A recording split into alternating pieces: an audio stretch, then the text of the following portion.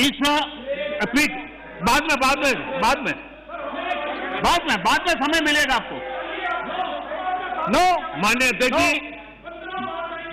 अध्यक्ष जी प्लीज, ये तरीका ठीक नहीं। माननीय अध्यक्ष जी, अब समझ,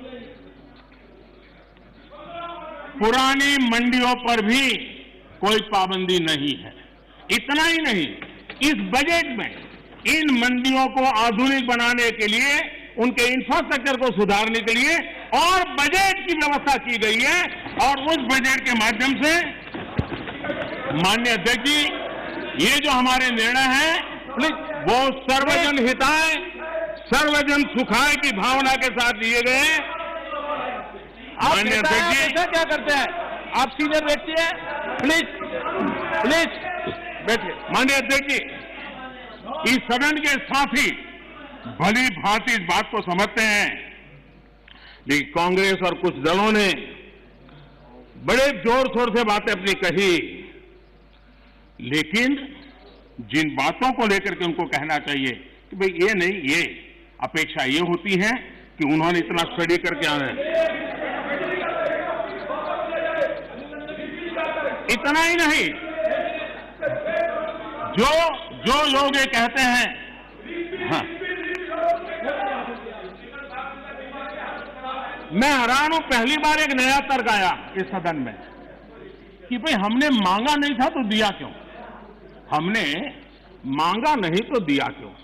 पहली बात है कि लेना न लेना आपकी मर्जी है, किसी ने किसी के गले मड़ा नहीं है, ऑप्शनल है, एक व्यवस्था है और देश बहुत बड़ा है।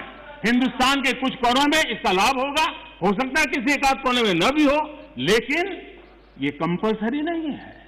और इसलिए मांगा और दिए का मतलब नहीं होता है। लेकिन मैं फिर भी कहना चाहता हूं, इस देश में माननीय अध्यक्ष जी, दहेज का कानून, दहेज के खिलाफ कानून बने, ये इस देश में कभी किसी ने मांग नहीं की थी, फिर भी देश की प्रगति के लिए कानून बना था। माननीय अध्यक्ष जी, ट्रिपल तलाक, इसके खिलाफ कानून बने, ये किसी ने मांग नहीं की थी, लेकिन प्रगतिशील समाज के लिए आवश्यक है, इसलिए कानून हमने बनाए हैं। हमारे यहां बाल विवाह पर रोक, किसी ने मांग नहीं की थी कानून बनाओ, फिर भी कानून बने थे, क्योंकि प्रगतिशील समाज के लिए आवश्यक होता है। शादी की उम्र बढ़ाने के निर्णय किसी ने मांग नहीं की थी, लेकिन प्रगतिशील विचार के साथ वो निर्णय बदलने पड़ते हैं। बेटियों को संपत्ति में अधिकार किसी ने मांग नहीं की थी, लेकिन एक प्रगतिशील समाज के लिए आवश्यक होता है, तब जाकर के कानून बनाया जाता है। शिक्षा को अधिकार देने की बात किसी ने मांग नहीं की थी, लेकिन समाज के लिए आवश्यक होता है, बदलाव के लिए आवश्यक होता है, तो कानून बनते हैं।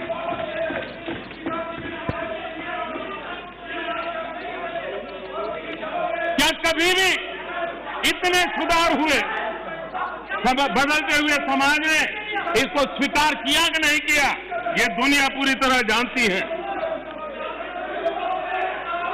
माननीय अध्यक्ष जी, आप जानते हैं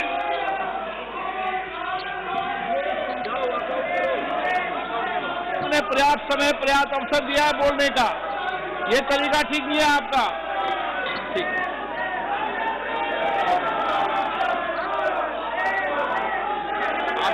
आप दे दीजिए।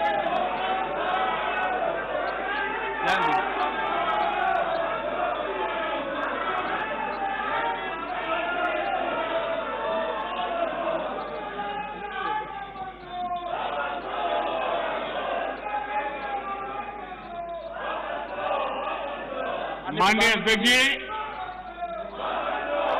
हमें मानते थे कि हिंदुस्तान की बहुत पुरानी पार्टी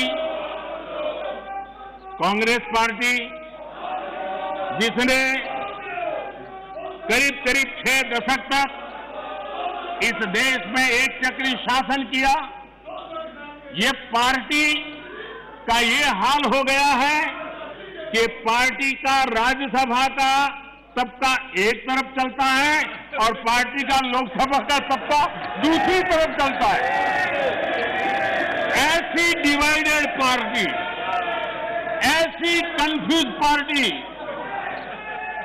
न खुद का भला कर सकती है, न देश की समस्याओं के समाधान के लिए कुछ सोच सकती है।